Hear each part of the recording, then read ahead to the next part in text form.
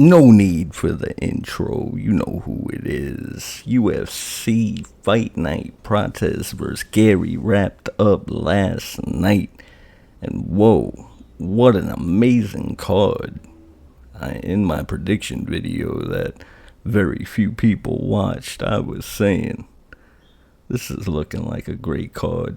And I was thinking it's going to live up to the hype, and it did. 7 finishes. We had 6 knockouts, 1 sub. I mean, even the decisions, even the decision fights, most of them, looking at Pereira and Magomedov right now, most of them were extremely entertaining in their own right. Schnell and Flick putting on a showcase. I just noticed that the UFC site has the Elder match wrong. I actually got this screenshot from them yesterday when I made a post.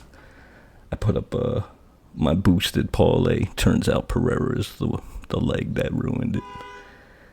But yeah, that would have hit if it wasn't for Michel Pereira. Alright, I'm gonna make this real quick. I'm tired. I didn't get enough sleep. And I don't like that. So what I'm going to do is I'm going to skip my whole prediction recap. I usually give you the most in-depth analysis you're going to find on YouTube after the matches. The most accurate, too, I might add. And I really want to just talk about this betting recap. Let's get into the betting recap. So to recap the bets, of course, I had my 14-leg parlay, my official predictions as you see them. That was my $5 14-leg long shot, and it went in the trash. And then, I should say, of those official predictions, I went 10-4 last night, right? Now listen to this. This is very interesting. For my official bets, I went a donut again, 0 for 5.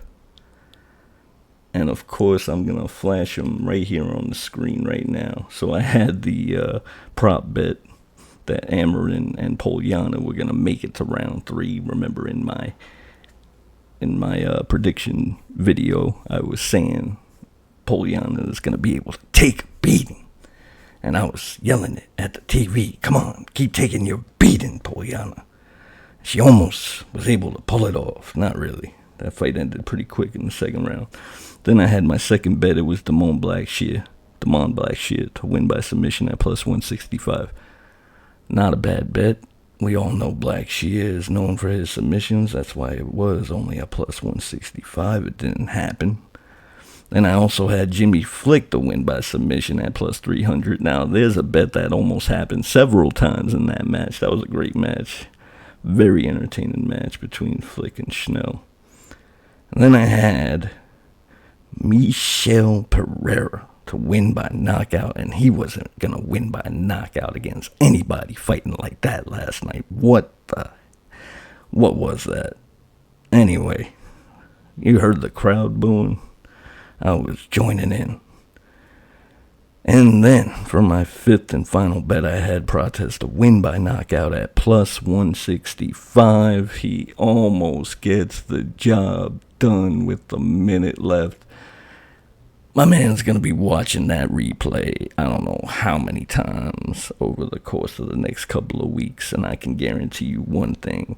He's going to smoke a lot of cigarettes after each viewing session. Promise you that. Damn, Carlos, come on, man. I don't know how you didn't get him out. So close, but no cigar. So those were my official bets, and you may be saying, well, how the hell was I profitable last night? Well, for the few of you that watch me, you know I always throw in a few dollar donation bets every event.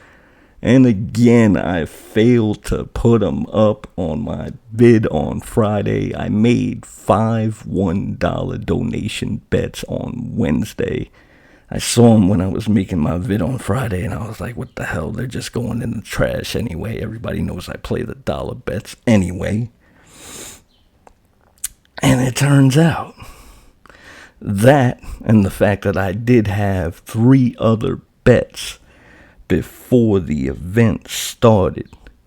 And this is something interesting that I did. I made 3 bets before the event started. No, count that. That's 4. I made the post about the boosted parlay I was going with. Pereira failed me on that one as well. And then I had a quick 3-pick parlay right here. If you look at this parlay now, this is the lock of the night. Why didn't I make this the parlay pick of the night? Jeez. We're going to get into that, but yeah, little win here. Definitely should have had more money on it, that's for damn sure. The 5-pick parlay was the plus 1454 that loss, and Pereira and Chikatsi didn't get it done, so 3 legs hit out of the 5 legs I had on the parlay pick of the night. So that's a fail as well. My other 2 bets I had before the event started, I chose Randy Brown to win by knockout at plus 330. I was fully aware, yes, Dalby's never been finished, but at plus 330, a Randy Brown knockout, I just couldn't resist. I place it, I hit it. Wish I would have bet more. What can I say? But you guys know my policy. I always say you bet small, you potentially win big. But the opposite is true. You don't win big if you're betting small. And I'm okay with that because I'm not losing the house betting on the dumbass UFC events. Nah, it was a great event. I can't say it was a bad event at all. I was thoroughly entertained last night, even though it ended on a sour note with my boy not getting the job done. Your boy Cesar Leo got it done. Because on Wednesday, as I mentioned, I did place those 5 $1 bets. Let's get them on the screen right now. These 3 go nowhere, but you can see they're not far off. And then we have this. Check it out. What would you do? Would you cash it? Would you cash it? Hell no is what you're going to say, right? But trust me, if this was in your court, you would be thinking about it. But it turns out, Cesar Leo didn't have to think about it. Because I got the twin brother right there on the screen. Check it out. 2 13-leg perfect parlay picks going head to head in the main event. What would you do now? What would you do now? You know, I was thinking about cashing one of these and taking the chance. And it turns out, had I done that, I would have made a horrible decision because I was going to cash the Garry and ride with my boy Prates, but too risky. I win the plus 30,005, whatever it is. Easy, $1 into $306. Add up my wins with Brown and the other parlay I had. I walked away with $364. I think my calculations are correct, so I was in a total of $65 on this event and flipped it into $364. Now that is a good night at the office. I've been telling you people. I've been telling you, do not sleep on my donation bets. You can watch my videos previous to this one and realize something right now. Listen to this. This is the 12th event I have covered here on YouTube. And this is the 3rd perfect full card parlay that I have gotten in 12 events. You can just look at my previous videos. There aren't many of them. You can see I had my very first event between Izzy and Imavov. Cashed that one. Cashed the Cejudo and Song Yadong.